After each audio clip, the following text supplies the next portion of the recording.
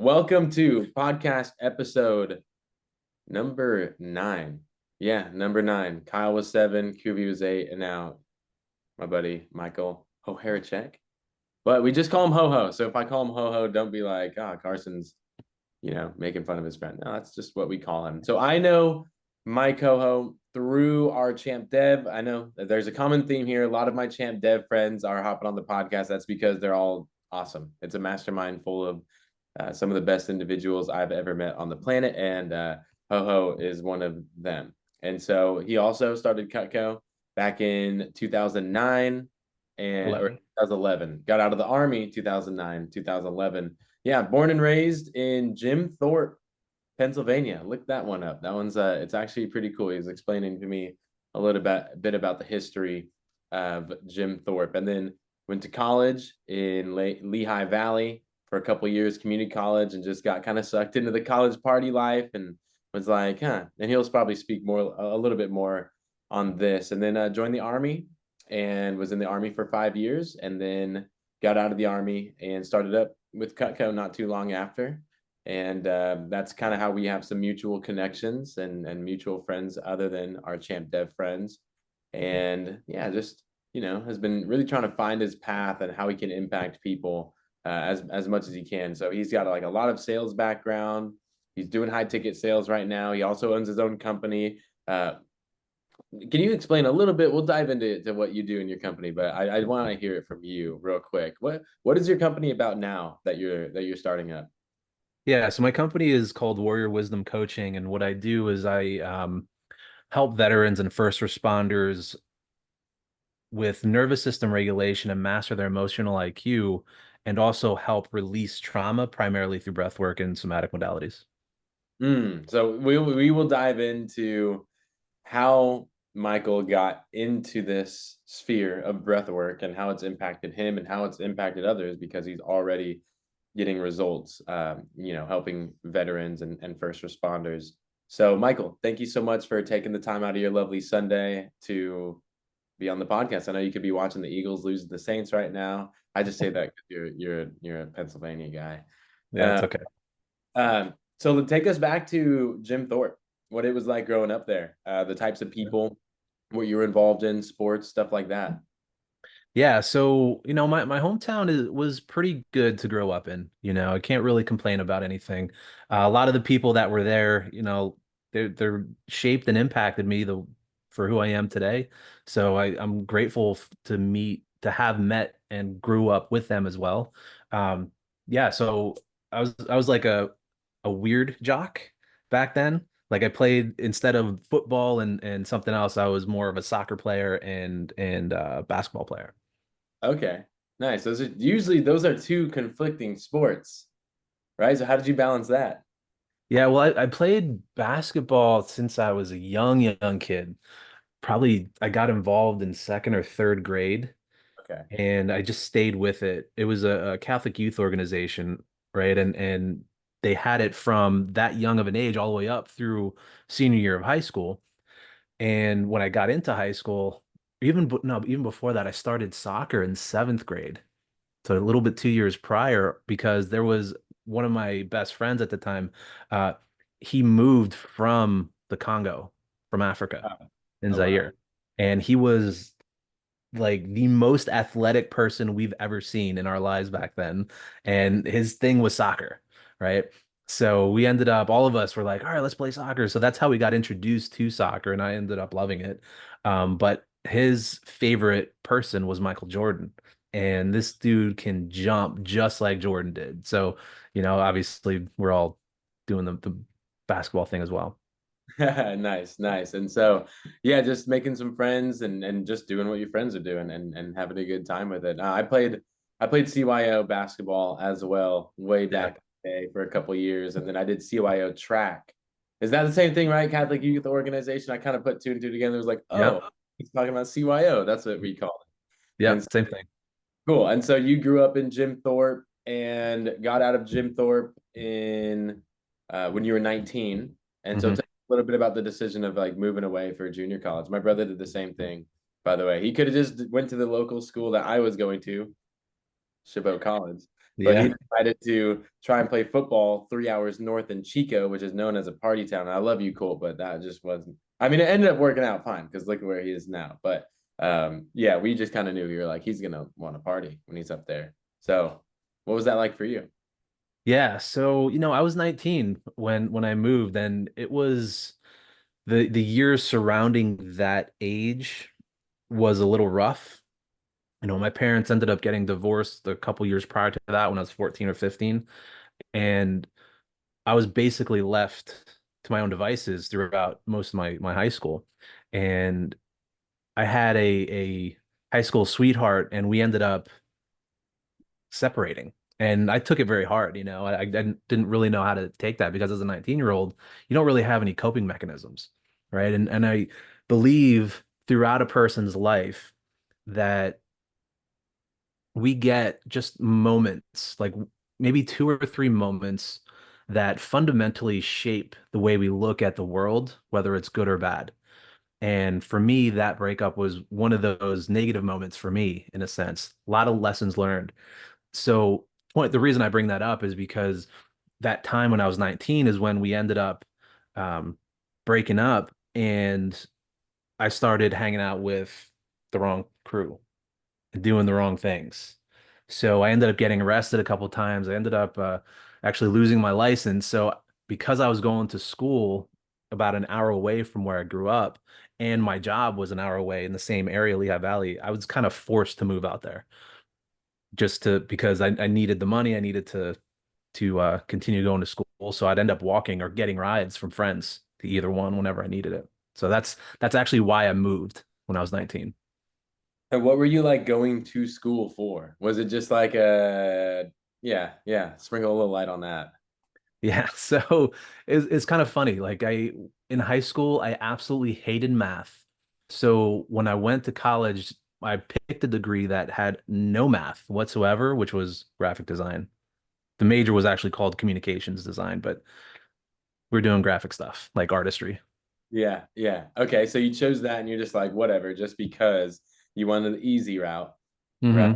Kind of a that might be a little theme for like the that area of your life is like, I'm gonna just do the easy route, just do things that aren't really challenging me.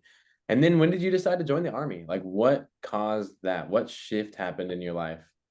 Yeah, everything is linked, right? Everything touches everything. And going through those difficult times in my life, it got to a point where you got sick and tired of being sick and tired, right? And I remember I ended up losing my apartment back then too, because I couldn't afford it. Um, so I ended up staying on a friend's couch for a while, for a couple weeks, or maybe it's a little bit longer. And I remember just feeling like I became the type of person that I despised. And Mm. then I remember this is back in 2002, 2001 or no, 2002. Band of Brothers came out. Oh yeah. And as I was watching that on HBO, I'm like, it was so well done in how they portrayed the camaraderie and the brotherhood that I'm like, that's what I feel like I've been missing. And right now, I have nothing holding me back. I lost my job. I lost my apartment. I lost my girlfriend at the time. I have nothing holding me back, and I don't want to be here. So I ended up joining the army, and that was in 2004. So not even like that far from 9/11 happening too, where like there was war to go to. Yeah. For that, there was kind of like it was more in peacetime, not really much going on. And then Hmm. boom, Afghanistan and like the whole Middle East. So like Hmm. what was that experience like? Were you fearful at all? Were you ready to put yourself on the line and go? Yeah, I would say yes, because I always joke that growing up, other kids my age would watch Saturday morning cartoons and I would be watching Rambo. So I would that was my expectation of what the military was like because my grandfather was in Vietnam and he would show me pictures of his time in there and dead bodies and all the things. And I'm like, oh, so that's what war actually is. I mean, obviously it's not good, Yeah. but there's this thing that just kind of started clicking where you put yourself in such harm's way, but you're also doing it for such a greater good because it's as cliche as it sounds, it's true. You're doing it for the other people that are with you, you Yeah. know? And even though at the time, like I didn't know any of those people, I knew that what I was going into was that camaraderie, that brotherhood, that we'd all get each other's back because that's something that I never felt before to that degree. So my experience was joining basic training. It was 2004, October 2004 is when I left, and I'm like, man, this is easy because I was expecting like hard like Rambo stuff, Yeah. just the naive early 20 something, and I thought, yeah, I just thought it was kind of easy. I'm like, oh, this is actually fun, like playing army, yeah, let's do it. But actually deploying wasn't a thing in my mind yet. Graduated basic training, went to my it's called AIT, Advanced Individual Training. Basically, it's your job specific training that everybody goes to after basic. And I was field artillery. So I shot rockets and missiles. That was what I signed up for. But when I graduated AIT, they were like, all right, so you can go to a unit that's either deploying in 3 months or a unit that's deploying in 9 months. I'm like, all right, well, if I'm going to go anyway, let me knock it out. Let me go to Yeah. the unit that is going in 3 months. So that's what I did when we went to Iraq. Really? So you went to what part of Iraq did you go to? So we were based out of Talil Air Force Base in southern Iraq, and we were doing our mission was convoy security. So basically, we were doing convoys all over. So I was traveling all over Iraq, up through Baghdad, um, out through Al Nazariya, where the Marine sector was. But Talil was a multinational force base, so I got to work with uh, Australian military, uh, English military, like a whole bunch of other world countries that were there too, that were based out of that base, doing kind of the same thing. Is actually one of the best experiences that I've had. Really? Yeah. Really? What was a like your time period of being in Iraq? So my first deployment was 2005 to 2006. So to give you an idea, joined October 2004, shipped to basic, finished AIT in February 2005. Three Okay. months later, I was in Iraq, like right Yeah. away. Yes. Not we didn't even do my job, right? But while I was in, so that deployment was about 11 months, and I Okay. got to travel all over. Wow. Wow. And then you came back, right, after that 11 months. Mhm. And did you deploy again afterwards? Were you like, yeah, I want more. I want more. Yeah, well, you don't really have a choice. Okay. Like, yeah, like if you're unless you're special forces, Navy SEAL or something, then you can probably decide if you want to go or not. But in the regular army, your unit, you get what's called an operation order, and that comes down from higher up, so they let us know. But basically, the way it worked back then, we had rotations for units. So when we got back in 2006, we got put on it's called red phase, amber phase, and green phase. So red phase means the unit is non-deployable. They can't do anything, not even their job. They just got to be there and kind of reacclimate. And that's normal getting back from deployments. Amber phase, you start training up, start doing your job, go out to the field, right? Green phase means you're deployable, you're ready to go. Mm, So that process took about a year and a half. And then I deployed again for a second time in 2008 to 2009. And that was a 15-month deployment. okay. And then you were out in 2009. So you were done. What were like sort of some of the biggest challenges that you were faced with while Oof. being in Iraq or while, even being back at home? Yeah, Uh, how much time do we have? I got enough. Yeah. Challenges. I would say when you're in, you don't really think of the challenges, right? Because survival means compartmentalization. Survival means um, not feeling emotions necessarily, because if you get deployed and you get into a firefight, emotions translate to hesitation. Hesitate translates to potential death. So there's a high risk, right? And especially as men, we're, growing up as men, we're not taught to really feel emotions. We're not really taught to how to deal with them. Boys don't cry, all the things. So getting out of the military, um, it was super hard because I remember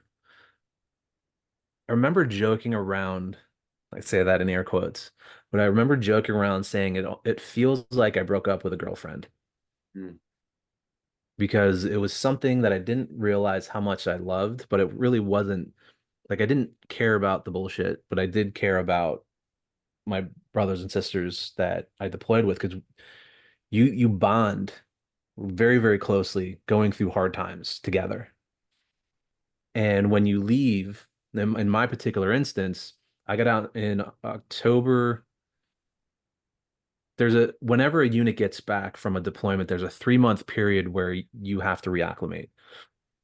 The way my schedule worked was I had about 30 days, what's called TDY, in other words, vacation time, that nice. were unused. So when I got back from Iraq, I used that extra 30 days just to leave and go home that much sooner. But the challenge was you go from such a high operational tempo, being around a huge network of people that you love and are supportive and you do anything for each other, you got each other's back, to suddenly being alone, not having that connection anymore, and not only that, but going back to a place where people don't know the new you, Mm, only know you how you were before. So that's how they treat you. mm. And also like the people that are so connected with, that you've gone through this hard time. Yeah, they know the best version of you, and you want to be there with them Mm, consistently. And then yeah, all of a sudden you go from that like high pace, high tempo environment to an environment that's like, oh hey, it's you again. How's it going? And you're like, I was just getting shot at like months ago. yeah. Now I'm just okay. Now I'm back here. Like wow, Now, yeah, back to regular world and people like are just they have no idea. yeah, yeah. That's that. No, I can imagine. My brother, like we were talking a little bit before the podcast. My brother's in the Air Force, but he's never deployed yet. And Hmm. you know, obviously it's my brother, so I'm like, I don't want you to go, but like I'm like, I know you have to. Mm, You have to. Like you got to do your thing. You got to do what you signed up for. And I yeah. know it's going to be a good experience, and you're going to be protected. But no, it is like a scary thing because I never was in the military myself, obviously, but I've been very into it like my entire life, and like listening to a lot of Jocko, like I feel like I have this knowledge of it where I can, but I've never done it myself, so I will never ever be able to actually truly relate. But so you got through. I'm sure there's lots of other challenges that people could reach out to you about privately if they want to know more about your story and what you've gone through. And then fast forward to you get out of the military 2009. And what was that like, getting out Yeah. of the military permanently? Yeah, we all have this goal. Everybody that's in the military, they have this idea of what it's going to be like in the real world. What we're going to do, because everybody complains about all the bullshit in the military, like all the busy work that nobody likes. So we're like, all right, I'm going to go out, I'm going to make so much money because I have all this experience now. Like literally as a 23-year-old, I was put in charge of a multi-million-dollar piece of equipment. Like there's no other civilian job unless you're a savant of some sort that is going to give you that type of responsibility. So when we get out, we're like, yeah, of course, I got everything on lock. It doesn't matter. I'll be good because I got military experience. But the truth is, nobody knows about it. And if they do, they don't really care. Like it's hard to translate the skill set, especially coming from a combat arms unit into something corporate. Very Yeah. difficult to translate that. Now, yeah, you have your intangible skills like leadership and stuff like that, but the hard skills, that's something that I think a lot of veterans and myself included missed. And what skills specifically Well, it depends. I suppose it really depends on the job that you go for. But me in particular, I ended up getting into sales yeah. only because my own plan of leaving kind of blew up.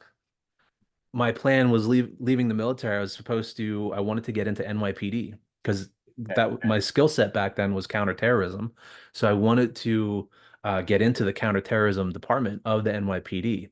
So when I got back, I got out of 2000, October 2009, October 7th, 2009. I set up my entrance exam on the 17th, like about a week later.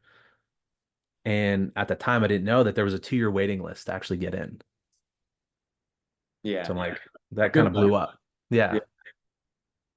So that So that brought me back into college to do something else. I actually went for marketing, uh, and I made it a point to do the opposite of what I did the first time.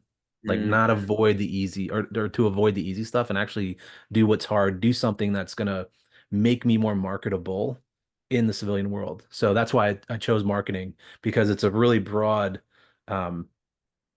it's really a broad knowledge set that includes sales, that includes like knowing how to read metrics and knowing how to manage businesses in a certain sense. yeah, because the sales can't happen with no marketing, For sure. For period. sure. And so how old were you? And I'm sure you used GI Bill Hmm. to fund this. And so how old were you going to college? Yeah. What Second was it? round. Yeah, So, second round. Second round. So I was 27, 28. and so what was that experience like being like kind of the old guy on campus? Then there's a meme going around if you remember, I think it's Billy Madison sitting in kindergarten. Yeah. That's what it feels like using your GI Bill.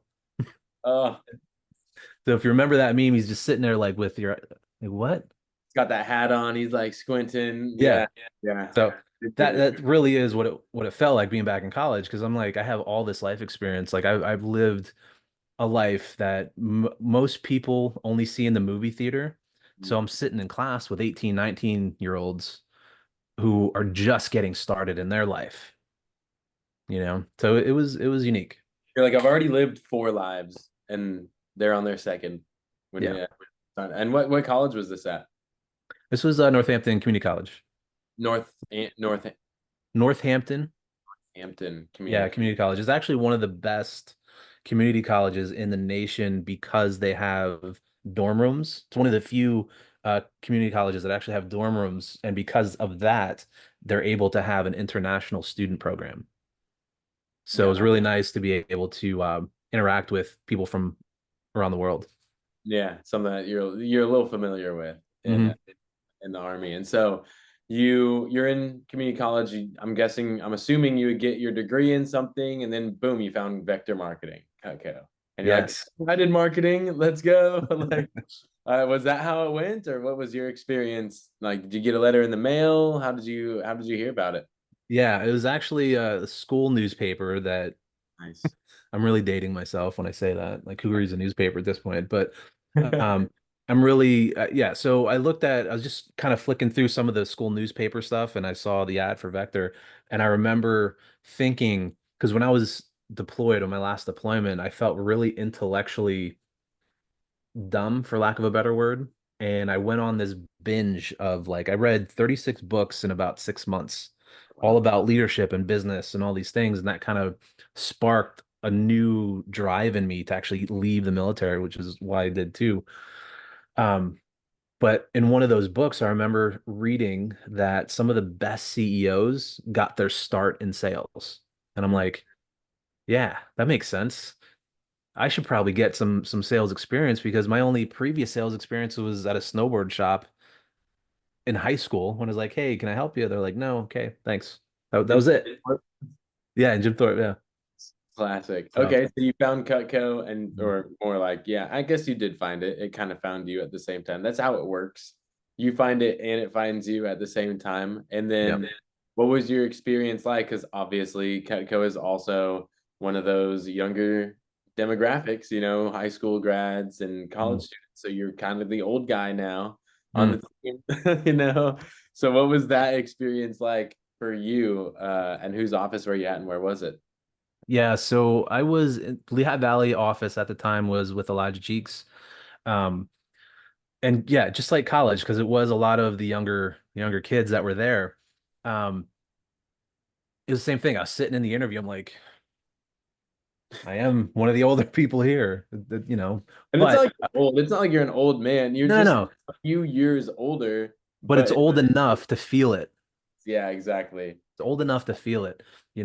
But I remember thinking because I still had like a chip on my shoulder from my experience in the military that yeah, this is easy. American made knives, like I'll be running circles around these guys. Bar, like, come on. Easy.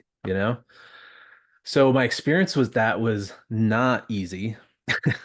Yeah. You know, I realized that a lot of the younger kids, they have a huge network because they're either still in high school or just getting out of high school. So all their friends' parents are still, they know them very well. But I left. So I'm starting with nothing, number one. Number two, my communication skills are non-existent. They're Mm, at least for a sales communication. My military communication is not does not work for sales at all. yeah, it's good, but not for what you needed it to do. They're like, no, I don't think I'll buy it today. What do you mean no? You don't tell me no, right? It's like that type of thing. Hardcore drill instructor attitude. Yeah. So I remember this one appointment that I went to, and we're still doing PDI. PDI, for those of you who don't know, is when you contact your manager afterwards and just let them know, how the appointment went, and they'll give you on the spot coaching if needed. So I did this appointment and I didn't get a sale. So I called my manager, Elijah. I'm like, yeah, this is what happened. He's like, all right, listen, you're pretty professional, aren't you? I'm like, yeah, of course. He's like, all right. Um, and you always go in for a handshake, right? I'm like, of course. Like that's part of being professional. And he's like, all right, on your next appointment, I want you to try to go for a hug. I'm like, excuse me? He's like, yeah, I want you to try to go for a hug. So I'm sitting in my car in front of the house at the next appointment, and I'm really thinking of how I need to approach the entire appointment in order to get a hug at the end. Right. So I do the appointment.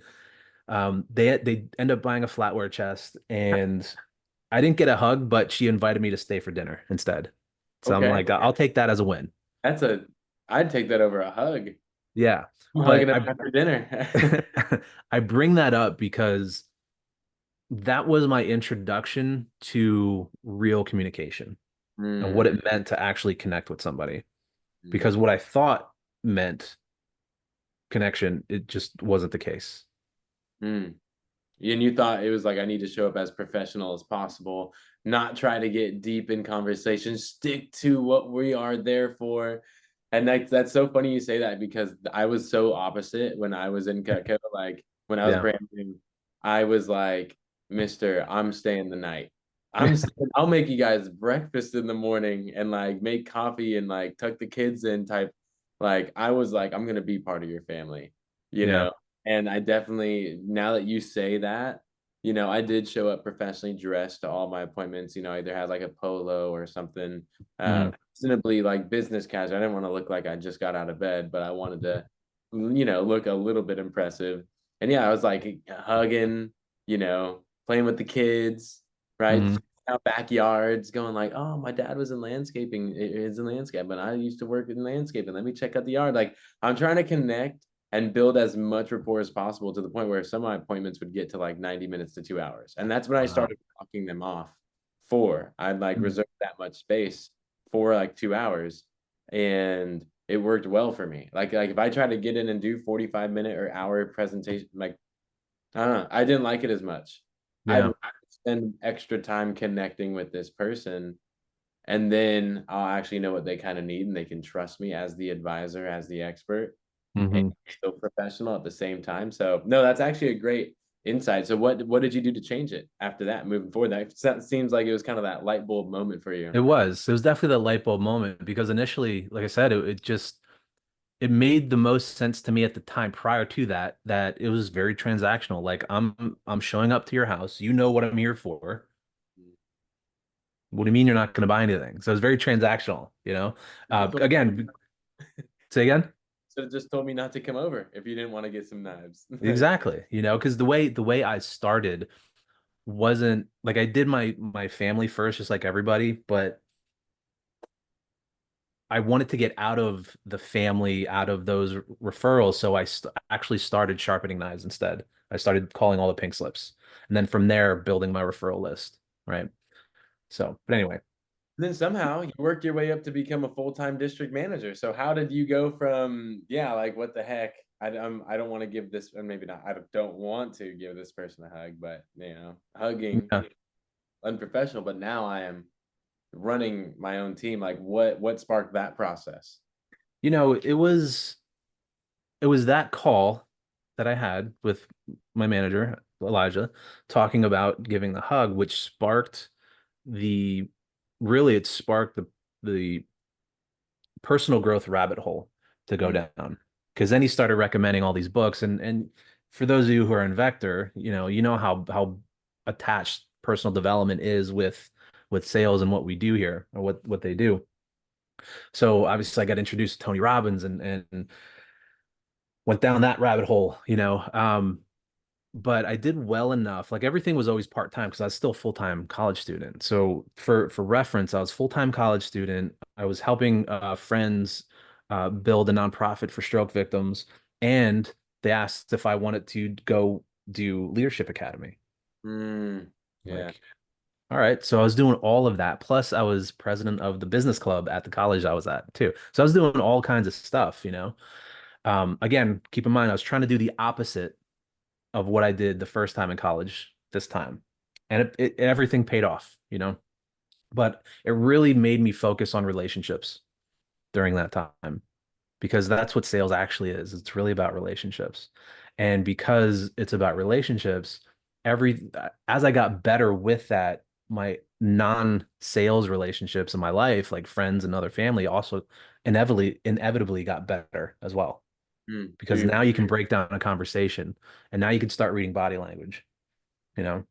and your influence was getting people on a subconscious level, whether they realize it or not. Your energy was getting more powerful, empowering Hmm. yourself with all of this knowledge, and not just knowledge, but implementation of the knowledge that Hmm. grew your confidence and grew your radiance so that everyone you're around was like, dang, I'm gonna listen to what Michael has to say. Where probably like, yeah, 19-year-old you, everyone was like, yeah, just stop talking, Michael. Yeah, Right? for Maybe sure. not like that, but in a sense. And so then you open up your own district office. You're doing that for a couple years. And what was that experience like being a Yeah, so that was just more over a year. I did that. I was in Berks County, Central PA. Um, Absolute great experience. I think that taught me more about business than any college that I've been through, any books that I've read, like because you're actually in it. You're getting on the job training, right? You're the CEO, you're the chief everything officer because you're the marketer, the recruiter, the trainer, the developer, all the things. Um, so I really enjoyed that. I was there my first summer. I didn't blow it out of the water, but I was above average. At the time, it was like 100K my first summer. Um, And back then, that was okay. I believe the average first summer DM was like 60 grand, Oh you wow. know? But I remember two things from that time. I remember we used to have a winter break session where we don't do any recruiting all of December until the final week of December, right?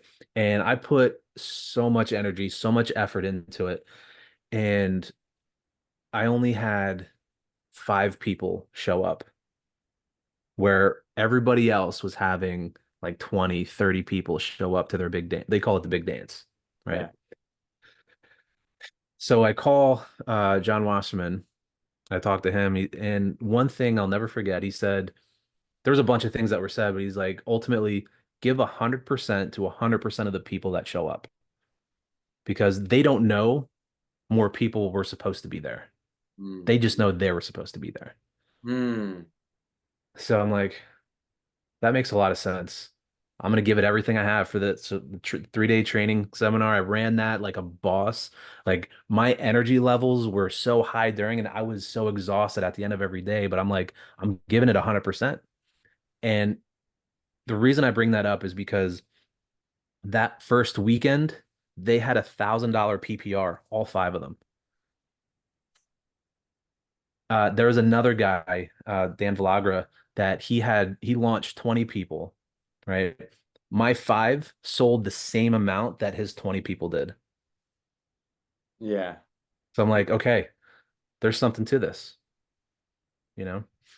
So then fast forward a couple months, they asked if I wanted to move my district office to um, Atlantic City.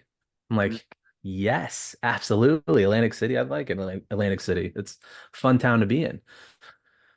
Didn't really think about it too much. But here's the thing. Prior to actually moving, I had to shut down my office for about a month because I just that transition into the spring, I wasn't making it. I was spending more than I was actually making, Yeah. and I had to shut it down. And I went through such a deep depression because of it. And here's the lesson that I took from that. I didn't realize that I was attaching my identity to what I did. Mm. Yeah. And because my business failed, that meant I was a failure. Yeah. So that put me in a really big depression.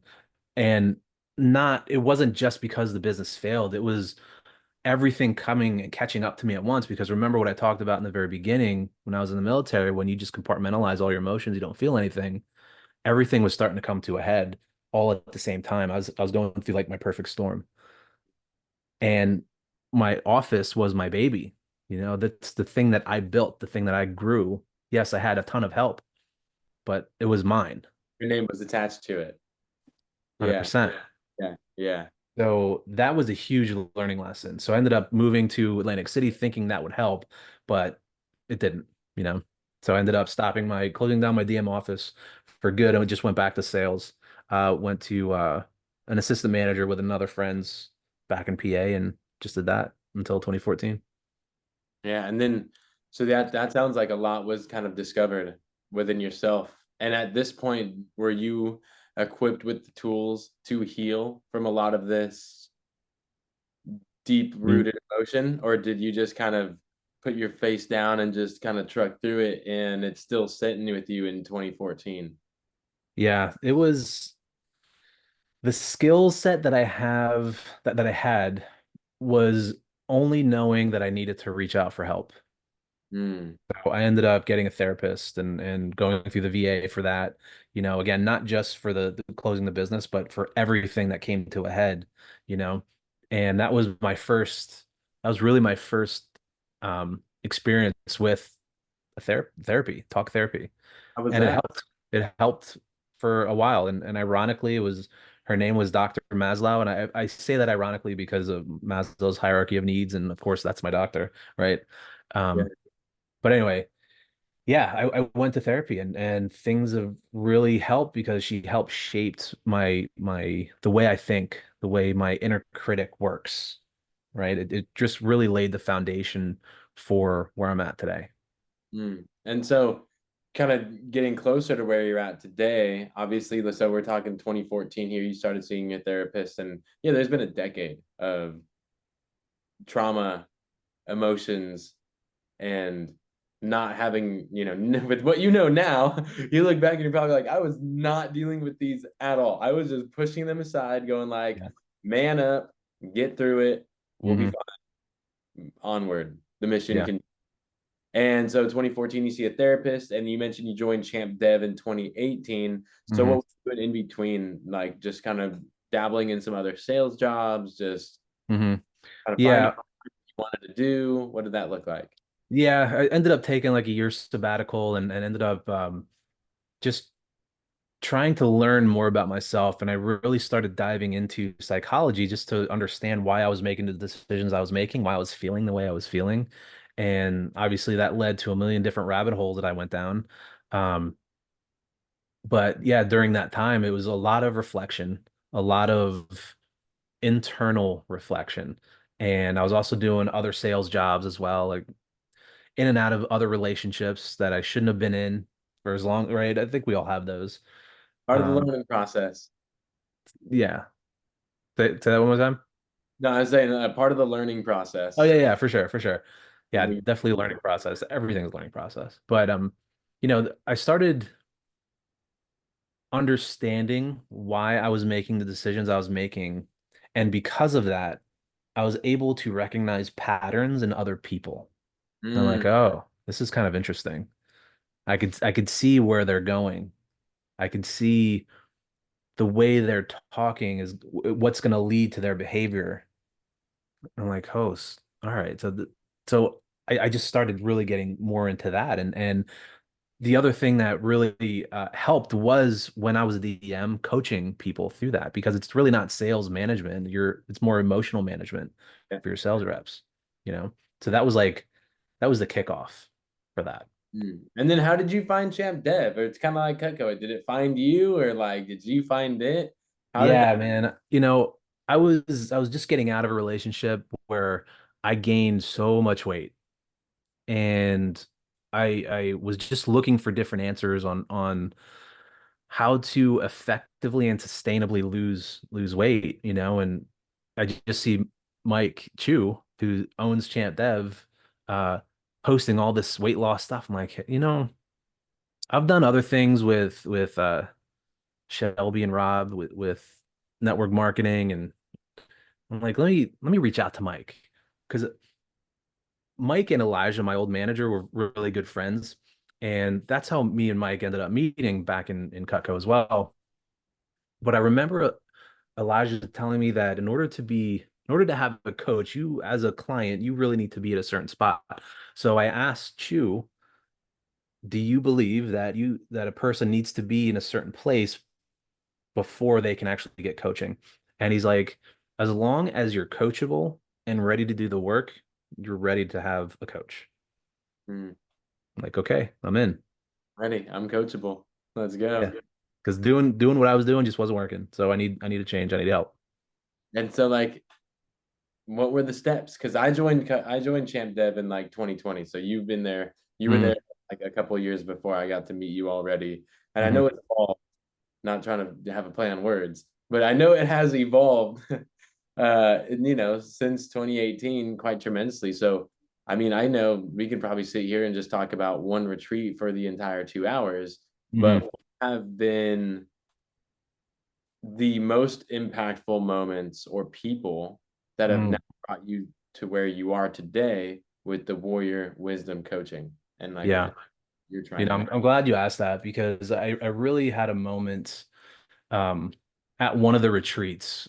And prior to, I want to say it was 2019. So the steps I got into, I reached out to Mike about losing weight, got into champion development. Back then it was HWA, Health and Wealth Academy.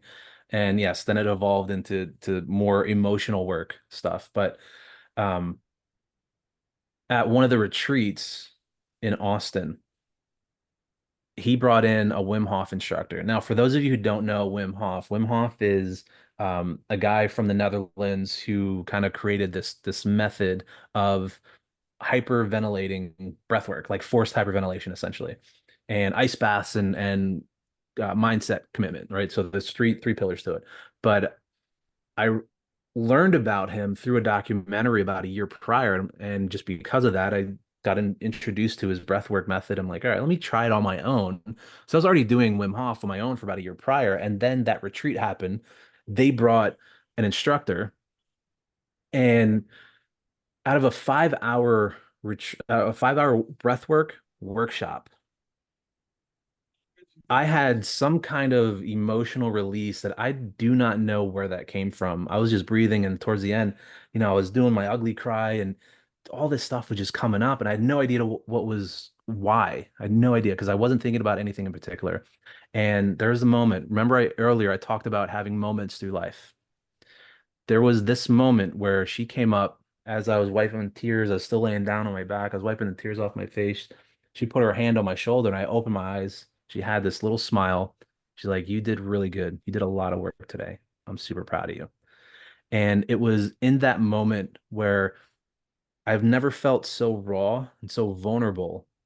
And when she came over without judgment, like just she saw who I felt seen and I felt heard for the first time in about 10 years. Mm. And it was just enough to break open the armor that I had to be able to feel something because I was numb. I was checked out of life for those 10 years. Like on paper, I looked good, but inside, I wasn't there. I was like, I was out here somewhere. But that moment brought me back. I'm like, oh, this is how life should feel. This is how life could feel. So that kind of leads into where I'm at now. And I that don't know was if you have, Shireen. That was Shireen. yeah. Shireen Yusuf, for those of you that like want to look her up. She's not like anyone that's like super famous on the interwebs or anything. She is just the embodiment of just like pure love. Mm, And she just has like an awesome mission with Wim Hof breath work as yeah. well. So that influenced you to then probably dive a little bit deeper. And just so I know, was this which Austin retreat was this? Because I first was introduced to Shireen Austin of 2020, Austin retreat in 2021, and I had very similar experience as you, where I'm Yeah. sitting there like in the last session of we did 3 ice baths and 3 breathing sessions. In the last session, it was incredibly intense, high-paced music. We're going, and I'm spazzing. Like I have no control over any of my body parts. I'm screaming, crying, basically. And I Hmm. never felt like that ever. And when it got done with, it was like, hey, hug the person next to you. And I just felt so light. Mm, Like, yeah, like you said, that armor, I've just like taken all of this weight off of me. And I was yeah. like levitating, but obviously, like I was not but like my energy felt like it was raised Yeah. so much to a higher frequency to where I felt actually lighter. And so, which year was your experience? I believe it was, I believe it was 20, that one, right? Because it was in the small house with the pool in the back. Yeah, with the infinity pool that kind of had the river in the background, Oh right? no, so then it was earlier than that. Okay, Yeah, okay, it was okay. it was earlier than that. Gonna say, yeah, it Had to be sounded it had to be like before mine.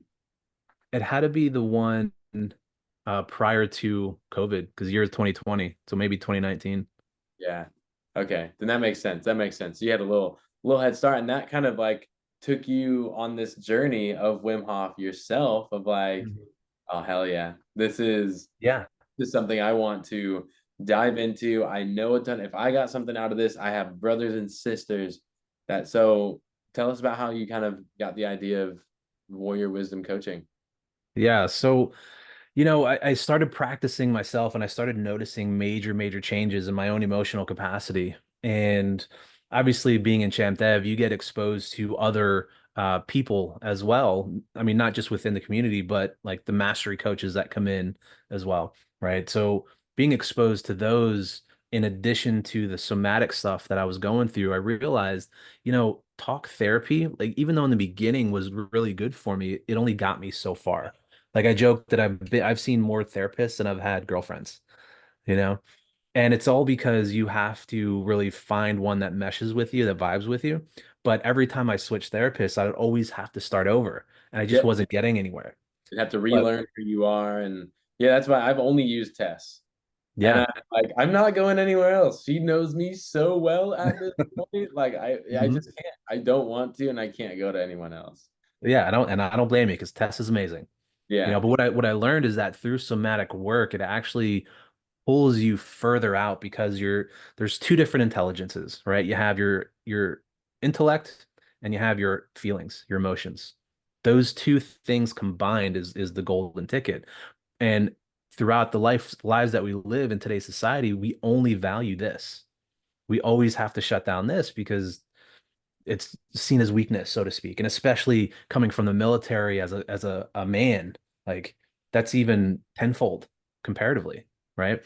So I learned that somatic work was actually the catalyst for me to be able to hold more emotion. It's because it's not a matter of not feeling the emotions. It's absolutely, you absolutely do feel it, but it's just being able to hold it and create the space between the trigger and the response. And in that space is a huge amount of intelligence to make an actual good decision.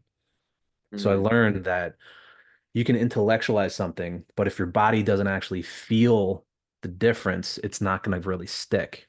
So breath work helped me have all of these intellectual ideas stick emotionally, if that makes sense. Oh, 100%. That definitely makes sense to me.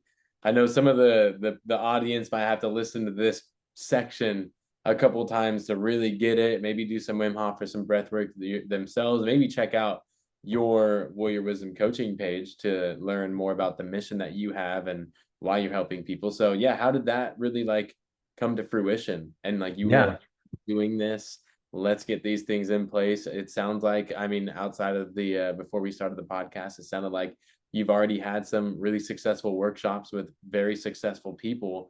So yeah, Mhm. the origin story of how that got started. Yeah, so I ended up I do a lot of volunteer work since I left the military. I've always been connected to the veteran community doing some type of volunteer work. And I got involved in 2019 with the Travis Manion Foundation. So through that, every year they have what's called a Spartan Leadership Summit. So all their volunteers are called Spartans. And they have a leadership summit every year where they fly you out, and it's like a 3 day event that you just talk about leadership, what's going on, and how to improve. And they ended up asking me to do a breakout session, to lead a breakout session with another guy, a friend of mine. And they wanted it to be more about health and wellness and psyche, because somebody must have seen a picture of me that I posted of my weight loss, my transformation weight loss pictures. So like it'd be a good guy. So I ended up doing a brief Wim Hof breathwork session with that audience. They absolutely loved it. Even one guy who's like, I have ADD and I've not been able to calm my mind. That was the first time I was able to do it. And it was only a single session, like a single round. It was wild. But Okay. out of that, there was another guy that asked, "Hey, I have a retreat for a bunch of real estate agents coming up down in Miami. Do you want to do a workshop?" Yes. I said yes to that. So, about a week prior to that retreat, he said, "Hey, by the way, I want you to know that these real estate agents, in order to be a part of this mastermind, they have to earn $1 million a year. So bring your A game." Click. I'm like, "Are you kidding me? Like this is you tell me this a week prior?" So I called my coach, Kurt, and I'm like, dude, I feel like so not worthy, so undeserving of being in a room with these people. And he goes, there's a little bit of a silence on the phone. He's like, "Are you going there to teach real estate?" I'm like, "Well, no, I'm not the expert in real estate. They are." He's like, "Exactly. You're the expert in breath work. You are the millionaire breath worker. They're Mm, not." mm, And that immediately put a lot of confidence in me to really deliver at a high level. And I ended up leading a 4.5 hour Wim Hof workshop for these guys, and lots of crying, big breakthrough sessions, just like I had on my first session too, that I felt blessed to be able to lead people through. One guy couldn't stop laughing. Like there's so many different experiences that people have depending on their mindset going into it. yeah. So fast forward a couple years, probably about a year and a half, I have a conversation with a friend at home, and we're just talking about our goals. And I'm sharing that, yeah, one of the things I've been thinking about was starting a coaching company for veterans and first responders, to really take what I've learned and give it to them, because I feel like we suffer in silence needlessly. We just think, I got to put my head down, I'll put my blinders on. What worked in the military, compartmentalization, is going to work now, but it doesn't, right? It works until it doesn't. So I ended up starting my company from that. So what I do now is, I take veterans and first responders and I teach them how to build their nervous system and regulate their nervous system through primarily breath work so they can release trauma and master their emotional IQ. Wow. And I could just end this right now. And it's like, boom. All right. Like this was it. This was enough. Because that is something that is so needed in today's world that is just not being talked about enough. Mhm. And like what I do now with my job, I talk to a lot of coaches. I talk to lots of coaches, lots of online coaches that need VAs, and they just don't got what you got. I've Mhm. never heard someone that has something that you have so dialed in. Not just because you're like, yeah, I know this is gonna help people. No, you're like passionate about it and you know the specific types of people that need it most. And that is, yeah, our military and our first responders. Because yeah, they're like you mentioned, there is that big disconnect from when they come from this background to going back to the civilian sector, and life is ass backwards Mhm. and different. Everyone Yeah. looks at them, they are feeling all these things, and they can feel the energy from the people that used to know who that past version of them were, and they can feel that judgmental energy of like that doesn't feel right, and they don't even know what it is. Mhm. Having someone like you to go to for stuff like anything regulating the emotions, creating stronger and more emotionally aware people, dude, that's huge, man. You are leading and shining a light on this earth with a very special group of people that need it most. So I appreciate you, Mike, and all you do. And I know that your time here, you gotta get out of here pretty soon. So I do want to be respectful of your time. So where can people find you if they want to learn more? Yeah, best way is Instagram at Warrior Wisdom Coaching. So at Warrior_Wisdom_ coaching. Cool. I'll leave a link to follow him in the YouTube details and in the details of the podcast episode. And is that all? Like, can people find you on Facebook too, just with your name? Yeah, they can absolutely do that. I do every all my business is on Instagram, but yeah, you can definitely find me on LinkedIn. You can find me on Facebook as well. Cool, man. Well, we are expecting big things. This is gonna be an awesome episode. At least it should be, because yeah, this is great stuff. And do you have any last things that you would like to say to the people out there, Mike? Yeah, I'll say this, and this is not just for veterans and first responders. I'll say this for anybody who's going through something and they feel like they just can't get to it. Your job isn't to make it happen. Your job is to make it welcome. Mm, And I heard that before and that really stuck with me. And the reason I wanted to share that is because when you're looking at something and you're really trying to go for it and it's not happening, that's where you start to attach your identity to it. Well, maybe I'm wrong for this. Maybe I'm not a good so and so, fill in the blank, right? And that's where we start to get into trouble. And our inner critic starts to talk in our ear on how bad we are or why we shouldn't do this because it's really trying to protect us from feeling unsafe because it's unknown. But if you switch that energy to just make it feel welcome, like allow it to come instead of forcing it, a lot mm, of times it'll come to you in better quantities than what you couldn't have imagined before. yeah, that's a light bulb right there. Let it come to you instead of, yeah, because like especially those high drive people, they're like, I just need to figure it out. I need to Mhm. get, and it's like, nah, this is different. This isn't physical. This is Yeah. something that you can't run 7 miles and then it finally comes to you. No, like this is something, it's gonna hit you when you're ready for it. And it's counterintuitive, right? Like your brain is telling you to go, but your heart, that needs space to be able to guide you. Like if you imagine your heart intelligence as a compass, right? Your compass is just going to give you direction. It's not going to make sense, but it's just going to give you direction to go in. Your brain is going to be the one, all right, here's how I'm going to plan that direction. Yeah. That's what I'm talking about. Yeah. No, that was beautiful, Mike. And I appreciate you being on here and taking, almost 2 hours out of your day just to have a conversation with me, man. I appreciate it dearly to all parts of my being. Well, you're a And good guy. I don't mind this at all. I like having these conversations. dude, I know I know the one time we really connected and started becoming like really close friends was on the party barge Yep. in Austin. I think that was 22, I believe, Hmm. 22. Yeah, it And sounds about right. I was like, Mike, I don't know, there's something about you, Mike. I want to learn more. And then we started having like one of the best conversations ever. And it was like, yes, you're a freaking great dude. And so reach out to Mike, flood his inbox. He wants to help people. He wants to help people. And so for those of you that are, fighting that fight, whether it's external or internal, keep going up that mountain and climb on.